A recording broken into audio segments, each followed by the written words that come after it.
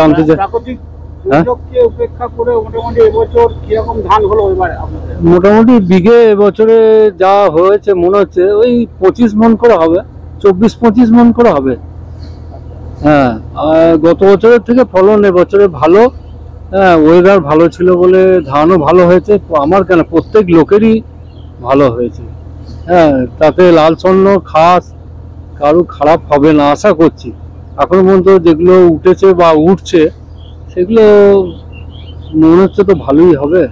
খাস তো এখনো ওঠেনি, তবে উঠতে এখনো 10-12 দিন 15 দিন দেরি আছে, তখন বোঝা যাবে। তবে এমনি গাছ দেখে আমরা চাষি তো একটা মোটামুটি ধারণা করা যাচ্ছে যে খাস ধানও আমাদের এ মাঠে 8 থেকে 10-এর মধ্যে থাকবে, 8-10 বস্তা। হ্যাঁ, এইরকম হবে বলে আমরা আশা করছি। কত বিঘে মতো চাষ করেছিলেন?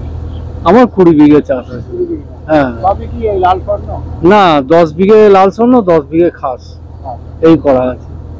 কবে থেকে কবে থেকে কাটা শুরু হলো? কাটা তো এই প্রায় দিন আষ্টেক হলো, 8 দিন ধরে শুরু হয়েছে। এখনো মোটামুটি আরো 10-15 দিন লাগবে, আরো বেশি, তবু কম নয়। হ্যাঁ, হাতে কাটবো, কেটে এবার মেশিনে ঝেড়ে নেবো। এই যেমন ঝাড়া হচ্ছে এইভাবেই ঝাড়বো, তাতে লোক খরচটা একটু কম হবে বা তাড়াতাড়ি হয়ে যাবে। মজুর কোথাকার এখানকার না বাইরে লোক, যারা কাজ করছে? হ্যাঁ, এরা বাঁকুড়ার লোক।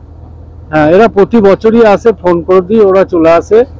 হ্যাঁ, কিরকম মজুরি লাগে? এবছর তো আশা করছি, যেরকম শোনা যাচ্ছে। হ্যাঁ, কিরকম মজুরি লাগে?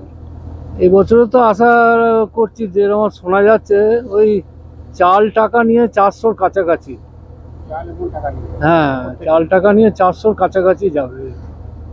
হ্যাঁ, তবে এবারে যদি ধানের দাম থাকে তবে চাষিরা কিছু পাবে, আর যদি এখন বর্তমান যা দাম চলছে এই যদি দাম থাকে তাহলে চাষিরাও ঘর ঢুকে যাবে, যা অবস্থা। সরকারের কাছে কিছু বলার আছে?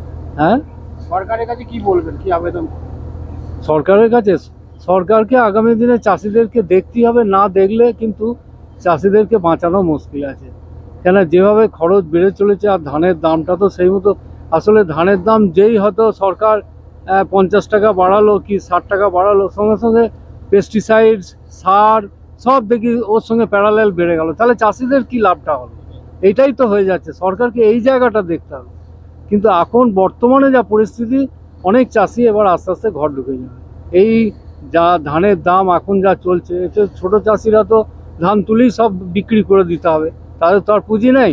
সবাইকে বড় চাষি ভাবলে হবে না। হ্যাঁ, তা সেই হিসাবে ছোট চাষিদের দিকটা তাকেই সরকারকে বিবেচনা করতে হবে। কিন্তু এতে যা পরিস্থিতি, তাতে আগামী দিনে চাষিরা টিকে থাকবে কিনা সেটা একটা সন্দেহের জায়গায় দাঁড়িয়ে আছে। আপনি কি ধান চাষই করেন না আর কিছু অন্য? ধান চাষ করি, সর্ষে চাষ করি, আলু করতাম, আলু চাষে আর লাভ হয় না বলে আর করি না। এই অন্য কোনো পেশায় আছেন?